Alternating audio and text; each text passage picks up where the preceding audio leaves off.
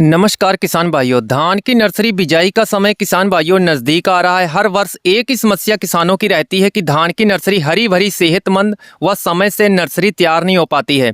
Nursery पीली पीली सी होकर बौनी हाइट लेकर खड़ी रहती है और फिर किसान नर्सरी को ठीक हरी भरी सेहतमंद करने के लिए बहुत कुछ प्रयोग करते हैं, खर्च भी ज़्यादा कर देते हैं, जिससे नर्सरी भी ज़्यादा दिनों की हो जाती है। उसके बाद जब हम खेत में रुपाई उसी नर्सरी की करते हैं तो धान की हाई स्पीड ग्रोथ जो है, ज़्यादा कल्लों का विकास भी पौधे नहीं कर पाते हैं। फिर वहीं से उत्पादन का मीटर किसान भाइयों पीछे चला जाता है। तो आप लोगों को आज हम बताने वाले हैं वीडियो में, नर्सरी बुआई में आप लोगों को बीज की मात्रा कितनी लेनी है, 1 एकड़ के लिए पर्याप्त होती है, और कौन सी वो संतुलित खादें हैं जिनका आप प्रयोग करके मात्र किसान भाइयों 20 दिन में सेहतमंद नर्सरी तैयार कर सकते हैं, वह भी हरी भरी। पड़ोसी भी आपसे पूछेंगे कि आपने नर्सरी कैसे तैयार किया है। तो अगर नए हैं तो चैनल को जरूर सब्सक्राइब कर लीजिएगा। ऐसे इंपॉर्टेंट वीडियो आप लोगों के लिए हम लाते रहेंगे। पहला नंबर, जिस जगह पे आप धान की नर्सरी की बिजाई करने जा रहे हैं तो उस खेत में लगभग 15 से 20 दिन पहले गोबर की सड़ी हुई खाद व 5 किलोग्राम सरसों की खली अच्छे से मिक्स करें। पूरे खेत में बिखेर के अच्छे से जुताई करें। उसके उपरांत पूरे खेत में अच्छे से पानी को भर दें। ऐसे ही किसान भाइयों जब खेत जुताई लायक हो जाए अच्छे से जुताई कर दें।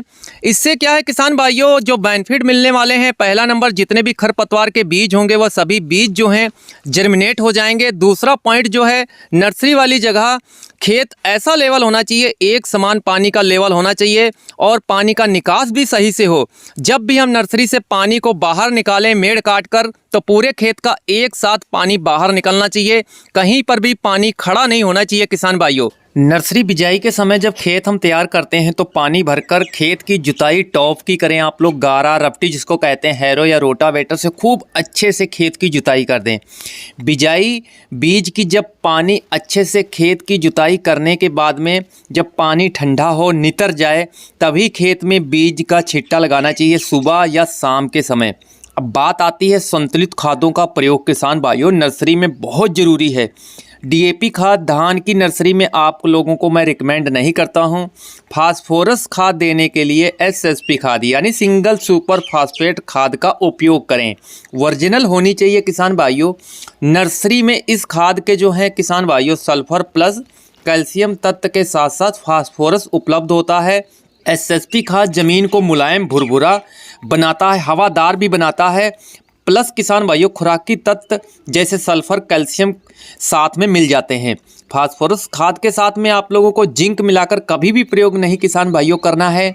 जिंक आपको अलग या पहले प्रयोग कर देना है या बाद में प्रयोग कर देना है। बालू में मिक्स कर लें या किसान भाइयों यूरिया में मिक्स करके खेतों में गिराना चाहिए। अब सबसे पहले बात करते हैं बीज की, उसके बाद करेंगे उर्वरक यानी खादों की प्रयोग की। तो हाइब्रिड बीज अगर आप बुआई में प्रयोग करेंगे किसान भाइयों तो 5 किलोग्राम से लेकर 6 किलोग्राम पर्याप्त होता है 1 एकड़ खेत की रुपाई के लिए। किसान भाइयों, अगर आप मोटा देसी धान की अगर कोई वैरायटी ले रहे हैं तो उसके लिए आप लोगों को बीज लेना होगा 10 किलोग्राम से लेकर 12 किलोग्राम 1 एकड़ खेत की रुपाई के लिए। किसान भाइयों, अब जो हम बीज नर्सरी डालेंगे, कितनी जगह की ज़रूरत होती है वो भी अच्छे से आप लोगों को समझना होगा। किसान भाइयों, जैसे अगर हाइब्रिड बीज की आप नर्सरी डालेंगे तो 5 किलोग्राम बीज के लिए आप लोगों को 5 बिस्वा ज़मीन की ज़रूरत होगी, खेत की ज़रूरत होगी 5 बिस्वा। 5 बिस्वा जगह लगभग किसान भाइयों 50 फुट बाई 50 फुट का एरिया होता है। इसमें आप किसान भाइयों 5 किलोग्राम बीज की बुआई कर सकते हैं। अच्छे से 6 किलोग्राम भी बीज ले सकते हैं, जिससे आप 1 एकड़ खेत की रुपाई अच्छे से कर लेंगे। वहीं किसान भाइयों अगर आप देसी मोटा धान लेंगे तो आप लोगों को 10 से 12 किलोग्राम लेना होगा। इतनी ही जगह में आप बुआई कर सकते हैं।